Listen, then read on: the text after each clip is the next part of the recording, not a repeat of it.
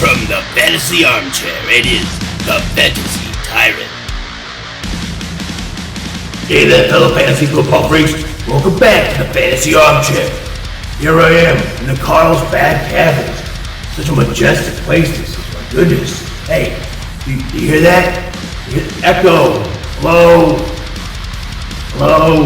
Anyway, whatever. I want to thank you all real quick for bringing those subs and those likes up. We need to get those likes up to 10%. So keep hitting those thumbs up, folks. The subscriptions are skyrocketing. We're under 20 away from our goal of 400, and we still have the October 26th to hit that goal. But if you hit it by Sunday morning, then I'll add in a little something sweet for you too. You'll find out when we make it. So hit that subscribe button if you haven't yet. We're getting the views, we're getting the subs, we just need more likes.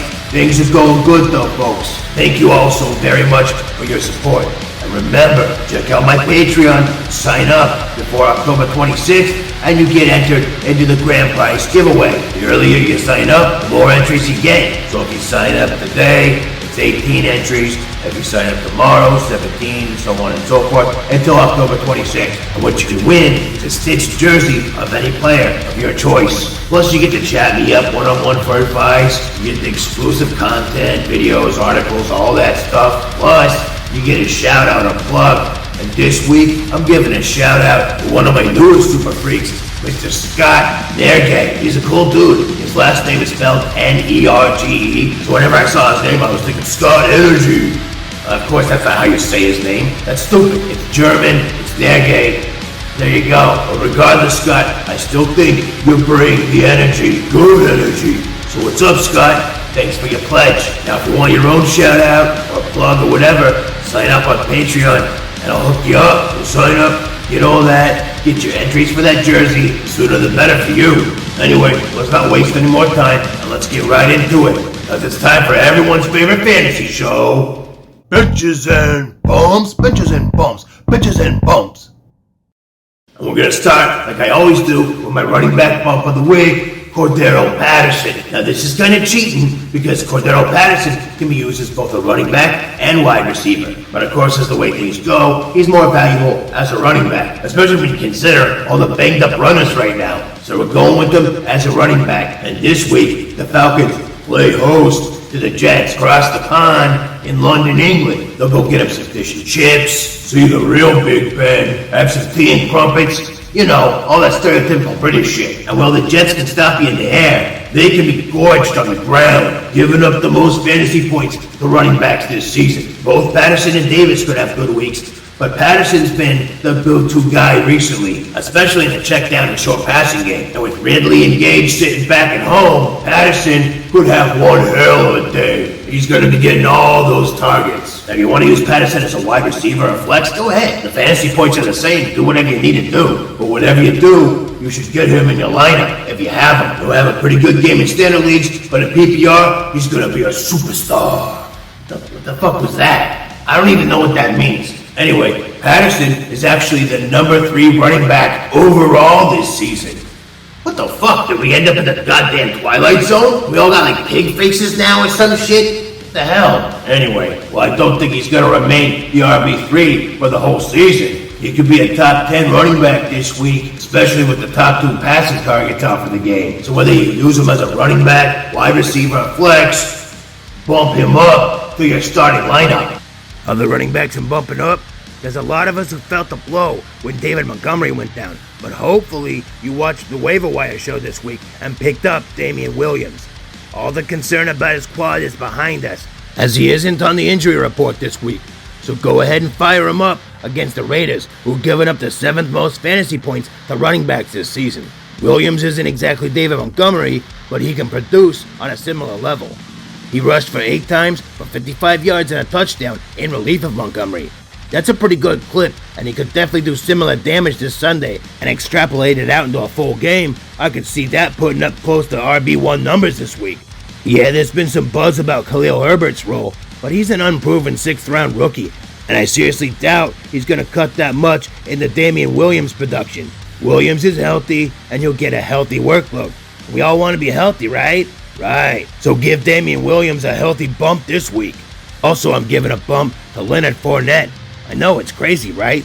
I've been saying, don't start the Bucks RBs all season long, and for the most part, that's been good advice. Bruce Arians doesn't give a fuck about your fantasy team and likes to play with the heads of other coaches. But this week, I think the cerebral assassin will stick with what's working, and that's Leonard Fournette. He had 20 carries last week, so I think he's earned Arians' trust. And yeah, I've been picking on Miami in the running game, as I had Jonathan Taylor as a bump last week, and that turned out well, with JT breaking into the top 10 running backs in week 4. With Tua still out till at least next week, I expect this to not be a high-scoring affair, and much more of a defensive, grinded-out kind of game. Let old man Brady have a break, and let Fournette do it to the 4th worst defense against the run. Bump Fournette up. Zach Moss has gotten more carries each week since he came back from being a healthy scratch in week 1, and is averaging right around 15 fantasy points per game in that span. He's starting to gain trust in that offense, and has gotten more touches than Singletary over the past couple weeks, and a hell of a lot more production. The Chiefs' D has given out the 5th most fantasy points to opposing running backs this season. Moss is starting to get bell cow numbers, and I think he's now the 1A to Singletary's 1B in that committee. If you need a fill-in at the RB2 spot this week, I think Moss will do the trick.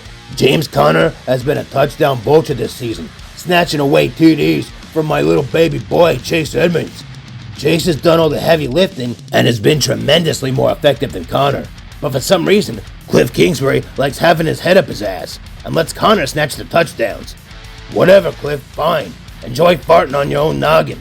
But this week, Chase is banged up, and even if he starts, he'll certainly be giving up a lot of touches to Conner.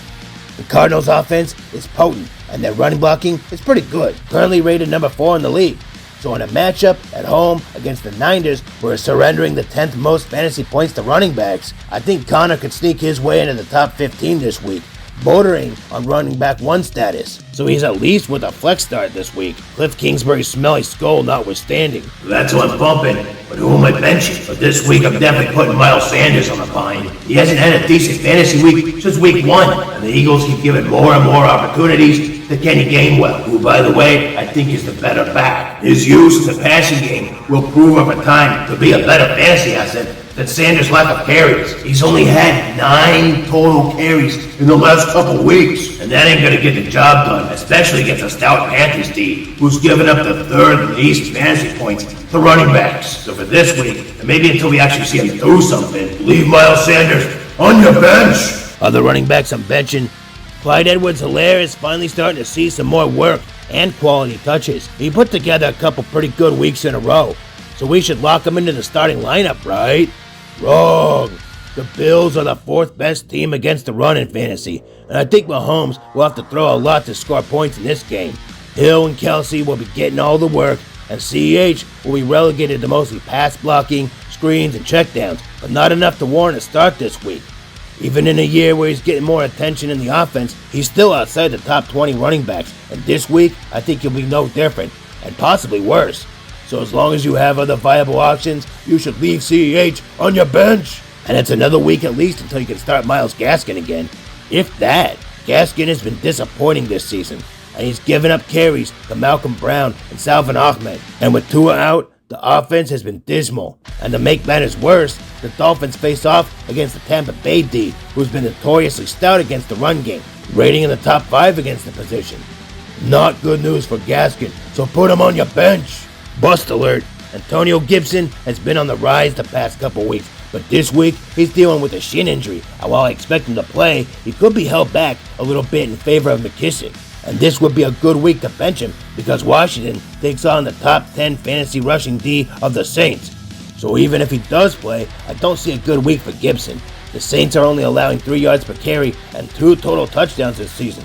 So if you have other options, you might want to start them instead. But if you're forced to start Gibson, don't be surprised if he shits the bed. Moving on to wide receivers, and my wide receiver bump of the week is A.J. Brown. He's fully recovered from his hammy injury, and he's ready to go. The Titans' offense was anemic without proper receivers last week, and Julio Jones is still sidelined this week. That sets up for a big week for Brown, who has yet to really show his stuff this season. But I think he'll get plenty of opportunity to do so this week against the purring pussycats of Duval. A.J. Brown's going to be Tannehill's go-to guy on Sunday, and he'll be putting up some big points without Julio in the way of his production. Brown could have a monster week, taking advantage of that weak secondary, putting up points by the bunches for your squad. So give him a big ol' bump this week. Other wide receivers I'm bumping. Jamison Crowder came back with a vengeance last week, snagging 7 of his 9 targets for 61 yards and a touchdown. But Corey Davis still had a great day as well, with 4 catches for 111 yards and a touchdown. As crazy as it sounds, the Jets offense actually has 2 wide receivers you can start. Davis is the wide receiver 1, but Zach Wilson loves throwing to the slot. Heck, he even made Braxton Berrios relevant while Crowder was down. This week, they go across the pond to play the Dirty Birds of Atlanta in London.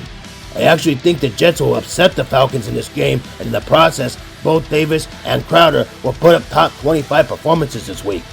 Crowder's the better value pick for daily, but both should be started in season long. So if you've got one of them, put them in and get up early to watch the game. Set an alarm, make a coffee run if you have to, and wake up the neighbors as you watch the Jets wide receivers put a beat down on the Falcons. Just don't forget to bump them up.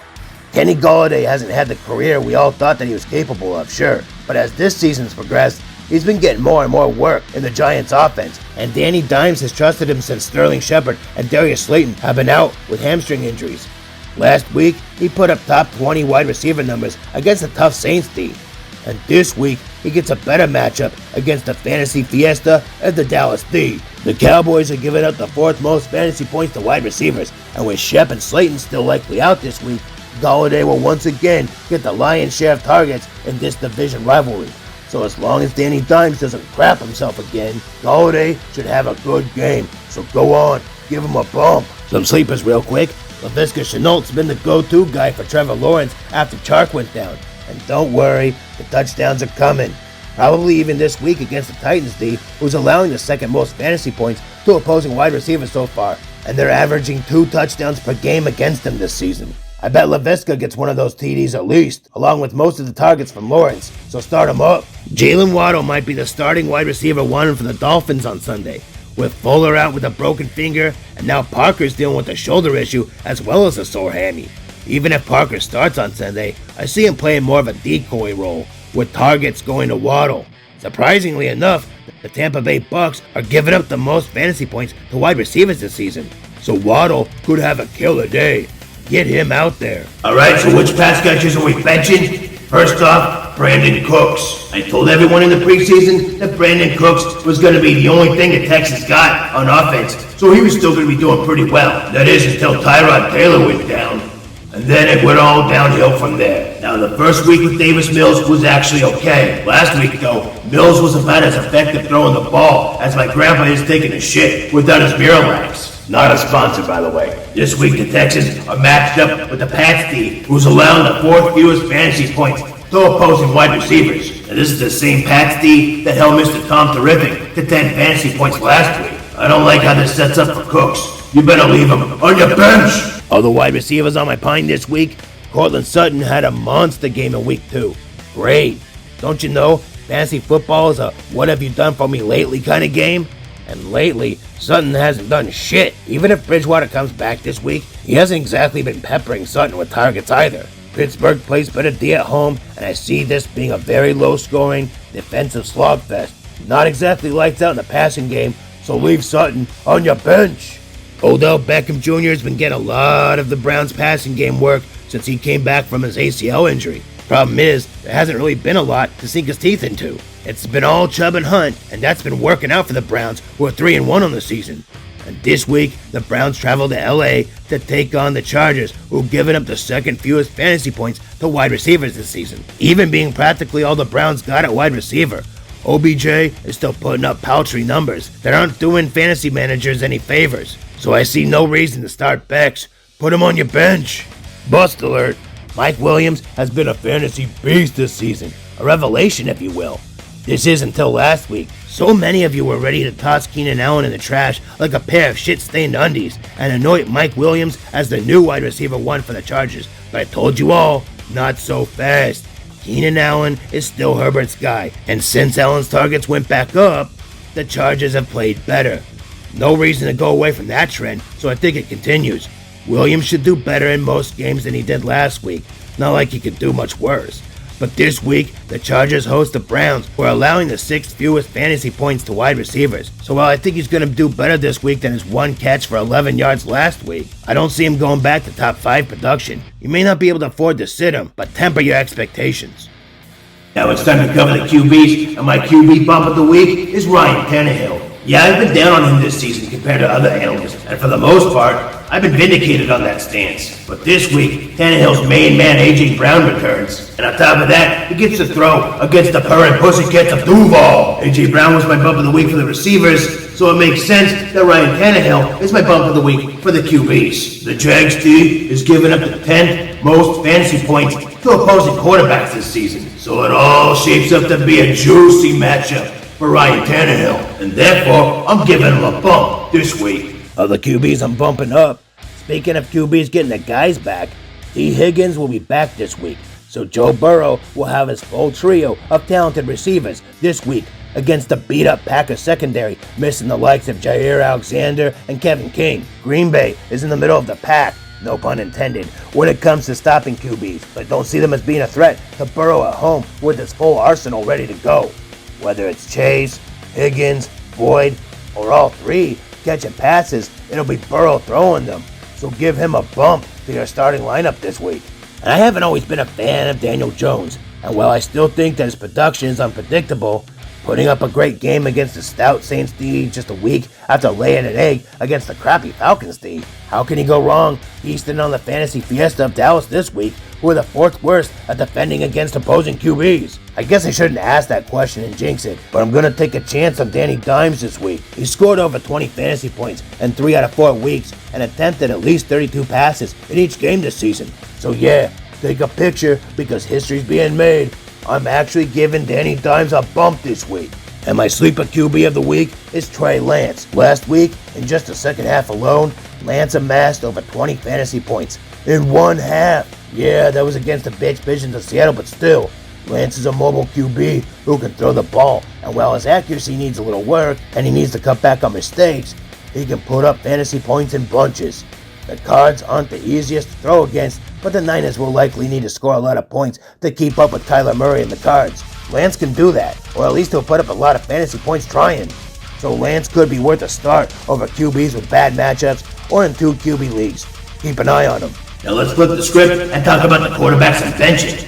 This week, I've got Matt Ryan on the pine. Last week, Matty Ice was ice cold, hanging 4 touchdowns on the Washington football team and scoring almost 30 fantasy points in the process. Now I had him as a bump last week. This week, though, I think his production is going to drop off a bit. Traveling over the Atlantic, the host, the Jets' top 3 defense against quarterbacks. Right there in jolly old England. So pip and cheerio. But Matt Ryan's gotta go. He'll be missing his top 2 wide receivers as they're staying home for this trip. Now I see Patterson getting a lot of work in this game, but I don't think the outcome's gonna be so good for Matty Ice. He hasn't come close to 20 fantasy points in any other game this season besides last week. And against the underrated Jets D, I think he comes up short again. They call it a home game for Atlanta, but of course that's bullshit. London has about as much in common with Atlanta as a parakeet has with my right nipple. Alright, that was kind of weird, but you get the point. This isn't a home game. It's a bad matchup. Matt Ryan is unarmed without Ridley or Gage by his side. So this is an easy one. You better leave Matty Ice on your bench. Other QBs I'm sitting, so there it was, folks. Week 4 was the week when Derek Carr finally showed his true colors and shit the bed, like he does every season, and so many people fall for it each year. Now that we know he's still old bed-shitting Derek Carr, he's simply a matchup-based starter at best. This week, the Raiders take on the Chicago Bears D that's given up the 10th least fantasy points to QBs this season. So even if Carr reapplies his guy liner and looks pretty for the TV, his production won't look very good at all. I'm sure you've got better options, so use them and put Derek Carr on your bench. Hey everyone, it's the new Tom Brady, Taylor Heineke. Yeah, right. Okay, so he's got over 20 fantasy points each game that he started this season, but 2 of those games were against the Giants and the Falcons.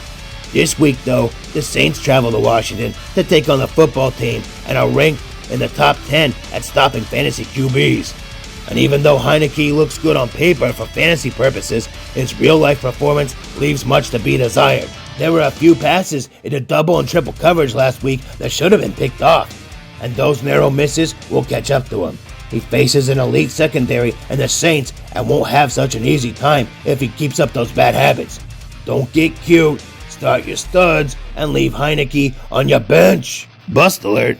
Justin Herbert has been a stud this season, and I don't think you can sit him in this game, but definitely play him with caution against the Browns, who are only allowing a 57% completion percentage against opposing QBs and only 6 passing touchdowns on the season. I think this makes for a defensive grinder of a game, so while I don't think you're likely to sit Herbert, do be warned that he might not be the stud you expect this week. Finally, we've made it to the tight ends, and my tight end bump of the week is Mike Gesicki. While all other Dolphins players have seen a downturn in fantasy points since Tua left, Gesicki's stock has been going up. He went from 0 to hero, quite literally, as in he put up a goose egg in week 1, but in the last 2 weeks, with Brissett as QB, he's eclipsed 15 fantasy points both times. This week, the Dolphins take a short hop over to Tampa Bay to face the Bucs, with Brissett using Gesicki in underneath routes and as a security blanket in the passing game. I think he's going to have another top 10 tight end day, scoring right around 15 fantasy points for you, maybe even more, with Parker and Fuller both out of this game. No matter how you slice it, I see a good week for Mike Gesicki, so give him a bump up to your starting squad. Other tight ends are bumping up. Okay, let's try this again and bump up Kyle Pitts this week. With no Calvin Ridley and no Russell Gage, it's going to be the Pitts and Patterson show taking over the BBC airwaves Sunday morning. I mean, with practically no one else to throw to, Matt Ryan will be forced to throw the ball to Pitts, so by default, I think that Pitts puts on the Ritz and breaks into the top 10 tight ends this week. If he doesn't do it here, I'm freaking out about Kyle Pitts this season. It'll be time to abandon ship for sure. I know some of you are already there, but let's just see how he does in a plus matchup first. Give him a bump this week and hope for the best. And I told you all to pick up Dalton Schultz this week, and many of you listened. He's just about 75% owned now. That's good. Now start him. This week, the Cowboys face the Giants, who are giving out the 5th most fantasy points to tight ends. Schultz has been a top 5 tight end this season, and like I said, he's being treated like the new Jason Witten. He's just behind Cooper and Lamb in the team target share, and Schultz has the highest completion percentage among top 10 fantasy tight ends in the NFL. Dude doesn't drop the ball, he gets targeted a lot, and the Giants suck donkey dick against the tight end position. Yeah, give me all of that, and bump Schultz up this week. My sleeper tight end of the week is Cameron Brate. Gronk is still out, O.J. Howard is a ghost, even when he's in. So Brate is the tight end in that offense. Miami doesn't give up much to wide receivers, but against tight ends, they give up the 13th most fantasy points. Path of least resistance leads to Brate this week, as Tom Brady looks to get back on track after last week's bittersweet victory against his old team. They got the W, but Brady only completed just over 50% of his passes, no touchdowns, and his lowest percentage total of the season. I think Brady will be looking to his tight end for comfort this week, and Brate will do his best Gronk impression to accommodate. Could be a sneaky play this week. So then which tight ends am I sitting this week? Well, you know how much I hate Jared Cook. I don't like talking about him. He's on my shit list. Every single time I say he's going to do something, he does exactly the opposite. He goes against all logic. He has good games against good defenses and bad games against bad defenses. It makes no sense. I seriously can't stand that Beetlejuice from Howard Stern looking motherfucker. Honestly, I don't have anything else against the guy. I'm just sick and tired of him making me look like a dumbass every time I talk about him. So I guess here we go again this week. I want to go ahead and put him on the pine, which means, of course, he's going to have a great week, right? Everything points to him having a bad week. You want some analysis? Here's some analysis. Jared Cook is volatile trash, and the Browns are giving up the 9th fewest fantasy points to opposing tight ends. In the last 3 weeks, they've only given up 7 catches for 49 yards and 0 touchdowns combined. Fuck that. Put Jared Cook on your bench. Other tight ends I'm benching. Robert Tonyan is a touchdown-dependent, matchup-based tight end this season, and the Bengals D has allowed only 1 TD to tight ends all season. You do the math. There are plenty of streaming tight ends I like better than Tonyan this week, and his upside is nowhere near to be found without promise of a TD. Tonyan has been a disappointment this season, and you can pretty much drop him if you're in a shallow league and pick someone up like Brate or even Dan Arnold, and they'll likely do better. So just do that, or at the very least, leave Tonyan on your bench. Max Williams has had some moments this season, but his usage is so unpredictable. With so many weapons to choose from for Kyler Murray, Max is lucky if he gets a few targets and like 30 or 40 yards total this week against the Niners D, who are giving up the 11th fewest fantasy points to tight ends this season. You will have better days with better matchups, and that's where I would utilize Max Williams. Not here, not this week. 2X's or not, I'm not into Max this week, so put him on your bench. Bust alert. Dawson Knox was one of my top waiver wire pickups this week because of the recent production and obvious bromance that he's got with Josh Allen. And yeah, the Chiefs give up a lot of points and aren't particularly stout against any position. Plenty of reasons to start him. But there are thunder and rainstorms in the Kansas City forecast when the Bills travel to Arrowhead to take on the Chiefs.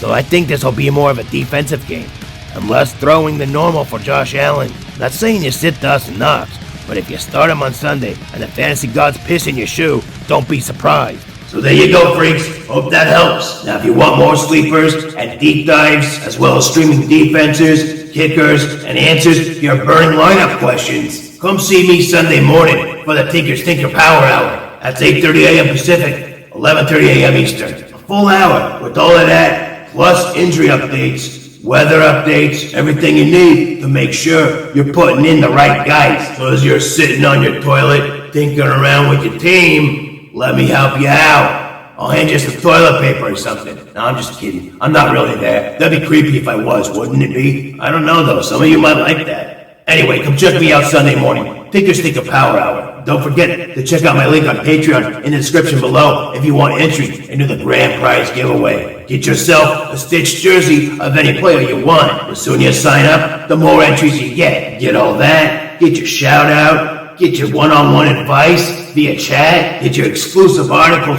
videos, everything else, and together we'll crush your league. Now if you'll excuse me, I'm gonna hotbox this dank-ass cave here, alright? So good luck this week, and I'll see you Sunday morning for the Tinker Stinker Power Hour. Until then, I'm out. Peace.